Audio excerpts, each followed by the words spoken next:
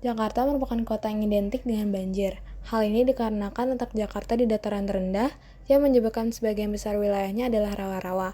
Selain dari masalah geografis, alasan mengapa Jakarta sering terjadi banjir adalah karena masyarakat yang sering membuang sampah sembarangan, sehingga menyebabkan kali, sungai, dan juga saluran got tersumbat.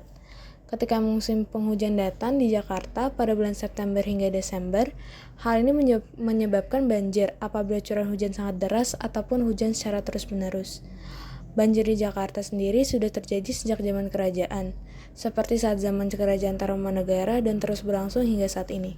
Peristiwa banjir di zaman kerajaan Tarumanegara tercatat pada Prasasti Tugu, di mana dikatakan bahwa wilayah Tarumanegara rentan untuk diterpa banjir, lantaran keberadaan sungai-sungai besar yang sering meluap jika musim hujan tiba, dan oleh sebab-sebab lainnya. Setidaknya ada 4 sungai besar yang menyangga Tarumanegara, yakni Cisandane di sisi barat, Ciliwung di tengah, serta Candrabaga atau Kali Bekasi, dan Citarum di timur. Apabila banjir terjadi, sisi barat laut dari pusat pemerintahan Kerajaan Tarumanegara juga terdampak, karena mendapatkan air kiriman dari sungai-sungai tersebut. Terlebih, aliran sungai Ciliwung juga melauti daerah yang kini bernama Jakarta. Oleh karena itu, Raja Purnawarman sering melakukan penggerukan pada sungai-sungai Kerajaan Tarumanegara. Raja Purnawarman juga membuat kanal untuk menahan banjir dan mengairi sawah yang diberi nama Sungai Gomati. Pada zaman pendudukan Belanda juga, Jakarta sering sekali terjadi banjir.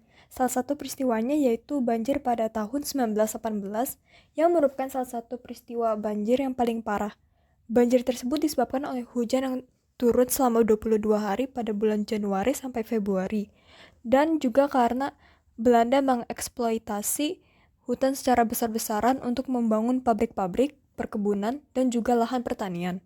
Akibatnya, sebagian besar wilayah di Jakarta terendam banjir, yang membuat masyarakat harus meninggalkan rumah dan mengungsi di wilayah-wilayah yang aman. Untuk meminimalisir hal tersebut, pemerintah Belanda saat itu membuat rencana Van Brand atau perbaikan tata air ibu kota Batavia. Rencana ini merupakan strategi untuk mengendalikan air di Batavia. Secara garis besar, rencana ini lebih diarahkan pada tata lingkungan kota di daerah terbangun. Rencana ini juga dikaitkan dengan wacana pembuangan air dan kotoran dari wilayah pemukiman yang saat itu sedang dibangun, yakni daerah Menteng. Inti dari rencana Van Brand ialah membuat terusan baru yang posisinya ke arah alur sungai di wilayah Batavia, yaitu timur barat di penempatan alur. Hal ini lebih dikenal dengan istilah transversal channel. Pada 1922 juga disusun rencana perbaikan kampung atau Kampung Verbetering. Namun rencana ini tidak berjalan lancar karena minimnya alokasi dana.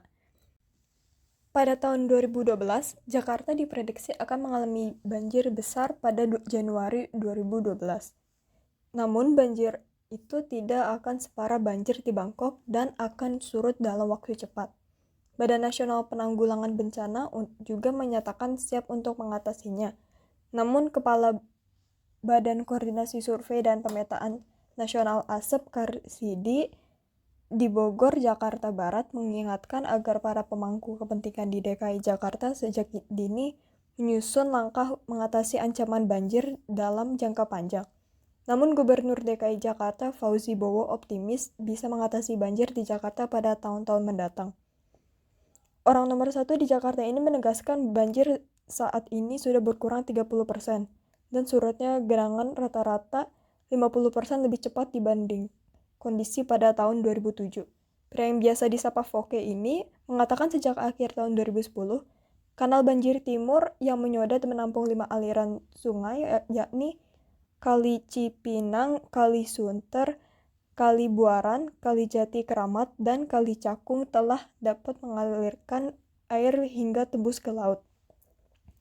Fauzi Bowo juga menjelaskan Pemprov DKI melakukan usaha lain yang terus digunakan untuk penanggulangan banjir, seperti yang melakukan pembangunan dan revitalisasi sistem polder berupa pembangunan waduk, pengadaan pompa, pembangunan pintu-pintu air, pengendali banjir, dan saringan sampah. Selain itu, Fauzi Pemprov DKI juga melakukan normalisasi sungai dan saluran. Antara lain dengan membangun sheet pile kali Mokervaart Hilir dan saluran Tubagus Angke, kemudian perbaikan perkuatan tebing kali di aliran barat, kebersihan KBT, dan 42 saluran kali lainnya di 5 wilayah kota, serta pembangunan waduk dan situ. Pada tahun 2021, terjadi peristiwa banjir yang menggenangi beberapa wilayah ibu kota. Banjir tersebut pertama kali terdeteksi pada hari Minggu, 7 November 2021 pada pukul 3 sore. BPBD DKI Jakarta merilis ada 21 RT di Jakarta yang tergenang banjir, 8 RT di Jakarta Selatan, dan 13 di RT di Jakarta Utara. Banjir kemudian meluas pada pukul 6 sore dari sebelumnya 21 RT menjadi 36 RT. Persoalan banjir di Jakarta telah menjadi prioritas program gubernur dari waktu ke waktu, termasuk Gubernur DKI Jakarta Anies Baswedan. Anies sempat menjamin bahwa banjir Jakarta kini sudah bisa dikendalikan dan bisa surut dalam waktu 6 jam. Nyatanya, realitanya, alam tak sesuai dengan prediksi manusia. Jakarta sejak Minggu dan Senin kembali dilanda banjir. Di beberapa titik di Jakarta Utara, banjir bahkan terjadi lebih lama. Beberapa hari karena adanya banjirop, Pemprov DKI Jakarta menyiagakan pompa sepanjang tahun di 178 lokasi rumah pompa.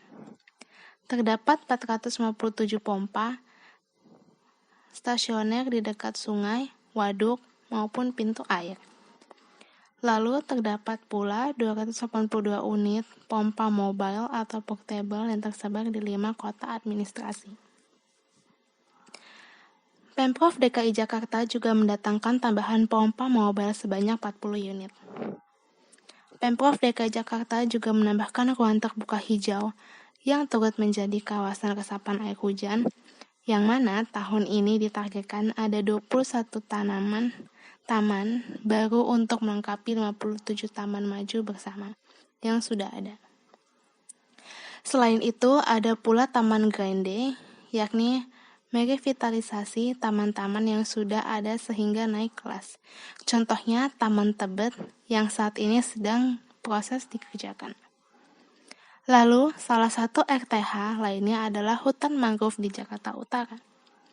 Sebagai langkah antisipasi kurangnya daerah tangkapan hujan dan penurunan muka tanah atau land subsidence, Pemprov DKI Jakarta secara masif membuat drainase vertikal untuk membantu penyerapan air ke tanah dan menampung cadangan air bersih.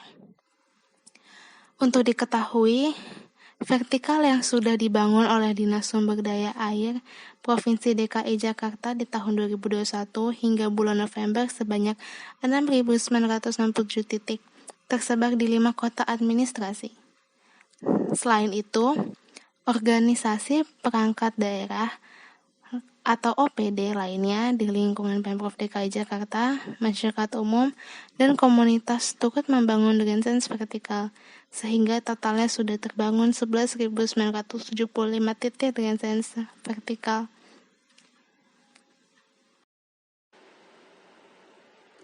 Demikianlah banjir-banjir yang terjadi di Jakarta sejak zaman dahulu. Dapat terlihat jelas perbedaan penanganan banjir dari tahun ke tahun. Dan dapat terlihat pula bahwa banjir di zaman sekarang masih sering terjadi. Namun, pemerintah sudah mulai mampu untuk menangani masalah banjir tersebut melalui berbagai cara.